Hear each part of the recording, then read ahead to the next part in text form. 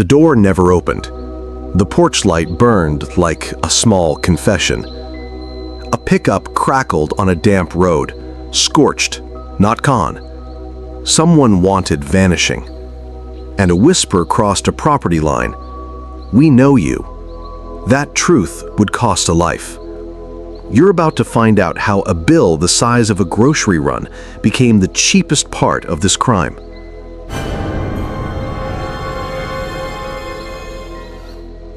Philip Andrew Buckie Barlow, measure his days in miles and coffee. 61. Steady hands. A night shift trucker who prided himself on showing up early and leaving things better than he found them. His quiet strength wasn't the kind you post about. It was the kind a crew counts on when freight is late and tempers run hot. He liked predictable routes, a clean cab, and the way an empty highway sounds at 2 a.m., like breath in a sleeping room. He grew up in the ridge and run country of northern West Virginia, one of many siblings who learned obligation the old way: chores before sunrise, chores after school. Responsibility sets like concrete when it's poured that young. Later, he met Mary. She understood the silence in him was not absence, it was care held close. They planned to move. She went ahead to Indiana, he'd follow after finishing out a last haul. Late May leaned heavy. Humidity fogged porch bulbs. Moths ricocheted in warm cones of light. Doors creaked and settled like old lungs. Around Buckie's house, that small chorus of summer masked a gap no one recognized yet. His routine, keys, boots, thermos, call time, didn't happen. Phones lit up. By mid-morning, worry pressed into action. A supervisor retraced routes, family checked the driveway, a neighbor stepped to his threshold and stared across the yard at a house that looked normal, as if normal could hold.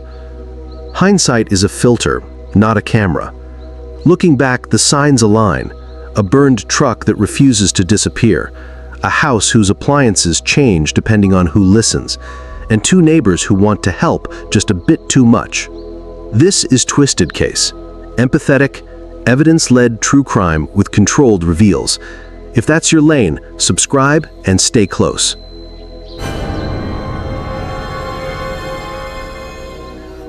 The first statement was clean. Missing driver, vehicle fire, canvass underway. Deputies followed protocol. Secure the pickup, log burn patterns, check for accelerant, locate the owner. On small roads, cars behave like calling cards. Folks in Preston County didn't need a VIN to guess the truck's story by lunchtime.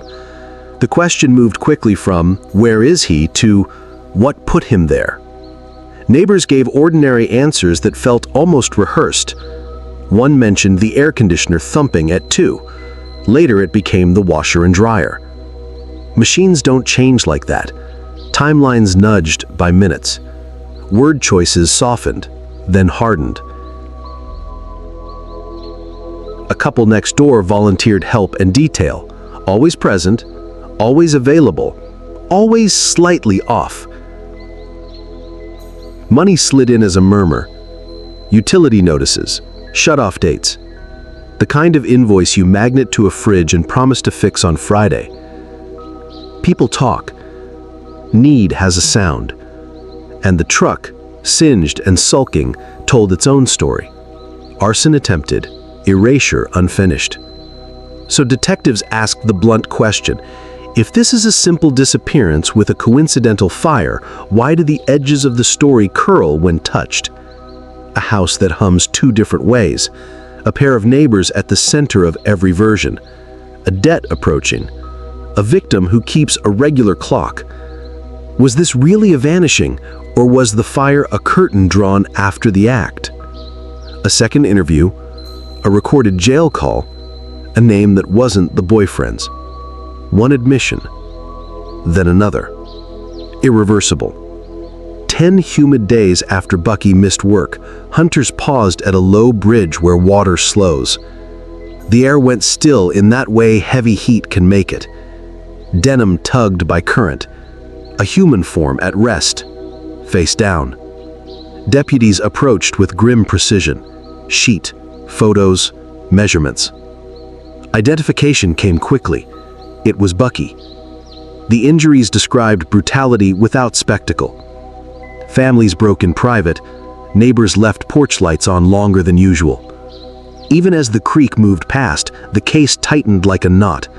A half-burned truck, shifting alibis, and the same couple's faces everywhere the narrative turned. When investigators circled back, the couple wasn't home. Each sat in a different jail, separate counties, separate charges for unrelated burglaries. If you don't know this already, you learn it fast in criminal work. Jail phones record. The beep and automated warning fade into wallpaper by day 3. In those calls, something else surfaced. Flirtations with an ex. Words not meant for a current partner. The kind of intimacy that can turn jealousy into a pry bar.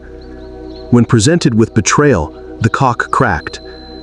He wanted the record to show he was lesser than the worst version of events. Need tumbled out like the contents of a glove box. Overdue power bill, fear of darkness, a neighbor who carried cash from long hauls. He admitted the rest: masks, gloves, the plan to keep it quick. The motive sat almost insultingly tiny on paper. A shutoff notice, a few overdue lines. The haul that night? Roughly $50. That number hit like a slap, because the point isn't the cash, it's the calculus that put a neighbor's life on the other side of a cheap threshold. Meanwhile, Mary's timeline brought pathos into stark focus. Buckie was weeks from leaving the road and joining her in Indiana, a long plan finally close. These are the details that make absence roar. Plans don't evaporate, they're taken. Time bent back to the night. The couple waited in the soft darkness between porches, that little country no one monitors. Buckie headed for his truck like always. No doorbell, no warning. Hands. Force. Gravel gritted under shoes. He was shoved into his own vehicle and fought in the small, mean space of a cab. They drove to a place with water and cover. Fortney's Mill. Trees crowding a narrow road. A bridge low to the creek's whisper. The engine ticked as it cooled. Someone gave orders. Buckie resisted. He said what mattered. He knew who they were. Masks were suddenly props in the wrong show. Under the span, knees hit wet dirt. A box cutter appeared, the kind of tool that opens cardboard without drama and, in the wrong hands, scars the world. What happened next belongs to court files and grief. We won't trade detail for effect. Know this: the wound to his throat was devastating. The creek took him because people put him there. Back on a rural lane, someone set flame to truck and clothes. The blaze licked and hissed, but wouldn't finish the job. Arson by amateurs leaves more than it takes. Burn patterns spoke. Investigators read them like a palimpsest. Wherever a lie tried to char the page, facts bled through.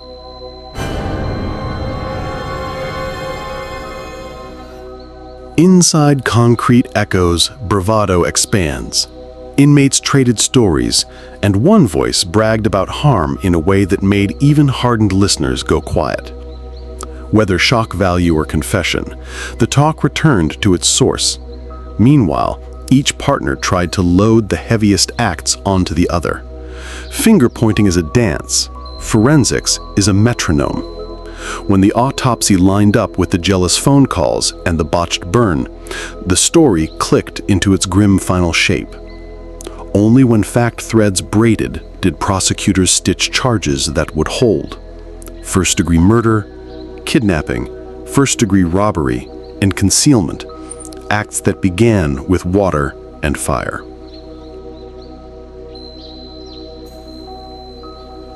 By the time the courtroom opened its heavy doors, summer's thick air had turned to the thin light of a later season. Fluorescents humming, paper rustling, a row of family photographs set quietly in the front, as if faces could hold the room steady.